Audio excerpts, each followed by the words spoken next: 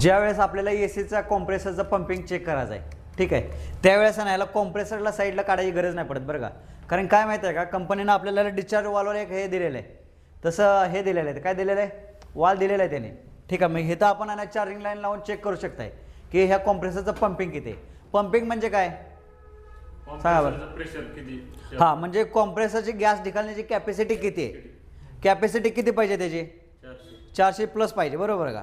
हां, म्हणजे आता कुठलाही कॉम्प्रेसर असू द्या, फ्रीजचा असू द्या नाही तर एसीचा असू द्या, ठीक आहे, त्याचं प्रेशर किती पाहिजे, 400 प्लस पाहिजे बरोबर का. आणि 400 प्लस असल्यानंतर ज्यावेळेस आपण कॉम्प्रेसर बंद करतो त्यावेळेस त्याचा काटा रिटर्न नाही आला पाहिजे. जर काटा रिटर्न येत असेल तर तो कॉम्प्रेसर कसला असणार आहे, लीक बॅक असणार आहे, ठीक आहे. तो काटा तिथं स्टॉप व्हायला पाहिजे, ठीक आहे. तर आता बघा आपल्याला कॉम्प्रेसर लीक बॅक हे चेक करायचं आहे. आता आपल्याला ह्याचं आउटडोअरच्या कॉम्प्रेसरचं काय करायचं आहे, पंपिंग चेक करायचं आहे, ठीक आहे. तर आपल्याला एक रबरची चार्जिंग लाईन घ्यायची आहे आणि ते चार्जिंग लाईन कुठं जोडणार आपण, जिथं हे प्रेशर गेज आहे त्याचा जो खालचा पॉईंट आहे, ठीक आहे, तिथं जोडणार. कारण की त्याचं कनेक्शन कशाचे, डायरेक्ट काटायचे, त्यामुळे तो डायरेक्ट काटा लगेच आपल्याला किती PS आहे त्याचं प्रेशर आहे ते लगेच दाखवलं, ठीक आहे.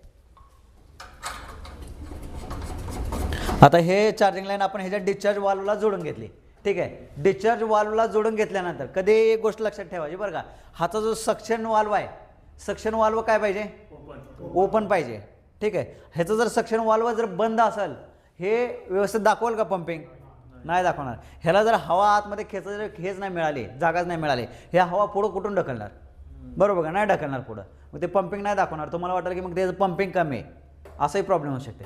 त्यासाठी ह्याचा जो सक्शन वाल्व आहे तो काय करायचा आपल्याला, कायम ओपन ठेवायचा ज्यावेळेस आपण पंपिंग चेक करतात त्यावेळेस, ठीक आहे. आता ह्याला आपण आउटडोअरला चालू करूया. आता आउटडोअरला चालू केल्यानंतर बघा इथून हवा येते बरोबर का, म्हणजे कॉम्प्रेसर काय करते, गॅसला डिस्चार्ज करते, म्हणजे डिस्चार्ज फेकतो, बाहेर फेकतो हवा, ठीक आहे. आता हे हँडल बंद केलं, याचं हँडल बंद केल्यानंतर बघा हे कितीपर्यंत जायला पाहिजे ह्याचा काटा, हां 400च्या पुढं जायला पाहिजे, म्हणजे ह्याचं पंपिंग कसं आहे त्यावेळेस ओके.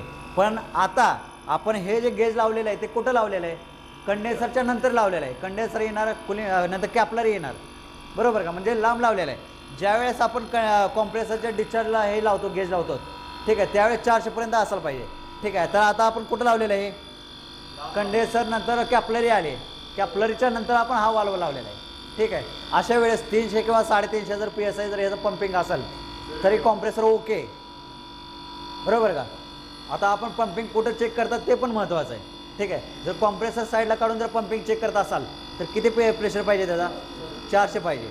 आता आपण चेक कुठं करतात याचा, बाहेर डिस्चार्ज वाल्व करतात, ठीक आहे. कंडेन्सर आहे, कंडेन्सरच्या नंतर कॅपलरी आहे बरोबर का, त्यामुळे ह्याचा 300 ते 350 PSI पर्यंत जर असेल तरी पंपिंग कसं आहे ओके. आता हे 350 पर्यंत आले बरोबर का, हे बघा 350 पर्यंत पंपिंग आलेलं आहे.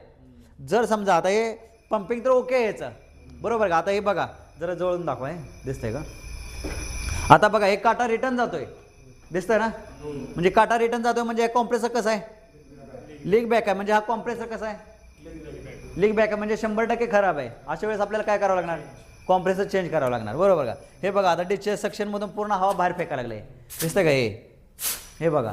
आणि काटा पण बघा रिटर्न किती फास्ट यायला लागला याचा, म्हणजे आपला कॉम्प्रेसर हा काय खराब आहे.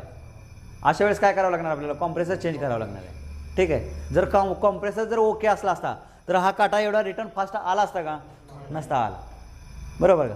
तर अशा पद्धतीनं नाही एसीचं जो रोटरी कॉम्प्रेसर आहे त्याचं तुम्ही पंपिंग चेक करू शकता, ठीक आहे. लक्षात राहील ना.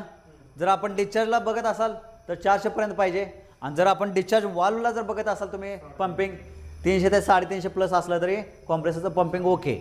पंपिंग जरी ओके असलं आणि जर कॉम्प्रेसर लीक बॅक असेल तरी कॉम्प्रेसर हा खराब आहे, ठीक आहे. तरी कॉम्प्रेसर आपल्याला चेंज करावं लागतं, ठीक आहे. समजलं ना पंपिंग कसं चेक करायचं.